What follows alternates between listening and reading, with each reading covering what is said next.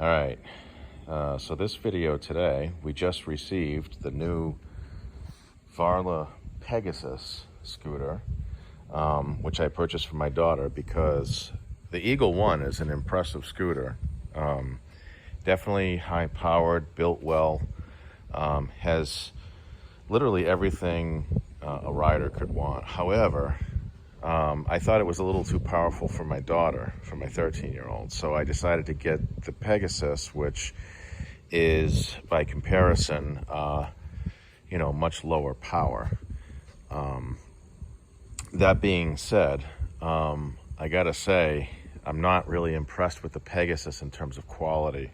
If we take a look up here, one of the differences, right, if we look at the Eagle One, the Eagle One has a nice, index finger, throttle, right?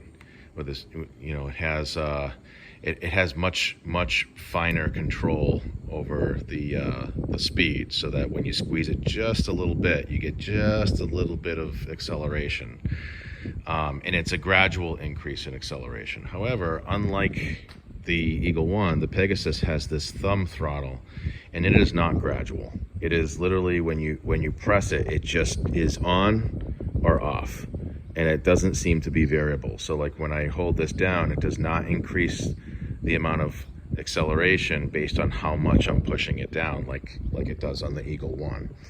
So that's very rough, because when you're gliding on this, if you don't have the throttle engaged, once you engage the throttle, it jerks you forward, once you reach a certain threshold, so right about here, and then you just get this jerk forward. So it's either like it's weird. It seems like it's either off or on and no in between. However, with the Eagle One, depending on how much you squeeze this, varies the amount of throttle engagement. So that's the comparison of the throttle between the two scooters. This is very finely controlled, whereas this is just very coarsely controlled, either on or off. The control is different, where you turn on the control and you can see the you have all the information on the LCD. So you're able to see the operational parameters. You can adjust settings by going up or down, or you hold this in if you want to turn on the headlight. It does have, which I think is a smart idea for, if you're riding on a sidewalk, it does have the bell, just like the Eagle One does, and it's pretty loud. And that gives you the ability to warn somebody ahead if you're on and coming. Compared to the Eagle One right here, the Eagle One has dual 1,000 watt motors with pneumatic tires. So of course, pneumatic tires offer a much smoother ride. It's like riding on a cloud. You feel nothing. It's great. I would say that the ride quality of the Eagle One is that of a 5-star ride for sure. The build quality, again, for what you pay for the Eagle One, you get your money's worth. There's no doubt about that. They even throw in an extra tube if you puncture a tire. However, comparing to the Eagle One, the Pegasus has solid wheels, right? So you can see here, there's no tire tube. The wheels are also a bit smaller, right? And if you take a look at the at the Eagle One, you can see it's a bigger wheel. Both of them have front and rear suspension, so there is some attempt to have a little bit of ride control with, the front and rear suspension springs there. The difference also between the Eagle One and the Pegasus is that the Eagle One has a pneumatic disc brake system there with a much better quality brake. You can see there the brake shoe or pad rather around the disc. If you look at the brake, it's disc brakes also on the Pegasus, but they're not pneumatic. They're cable engaged brakes. So you don't get the same quality braking system as you do on the Eagle One. It's enough though. It's enough that, you know, it'll definitely stop you. So there's no question there. Between the deck surfaces, you know, I mean, I'm a full-grown man. I can fit on both either the Pegasus or the Eagle One. I would say that because of my foot size, you know, I wear a 13 shoe. I can fit on both of these with no trouble, comfortably. My biggest complaint, aside from the apparent reduced quality, I mean, you're getting what you pay for between, you know, the Eagle One and the Pegasus, right? I mean, you can definitely see the difference there. My biggest complaint about the Eagle One, and I was not anticipating this, and I'm not sure if I have a way to demo this, but for some reason when I was riding, I get a lot of thumping on the back tire, and I think it's probably something, you know, something like maybe a lack of precision in manufacturing.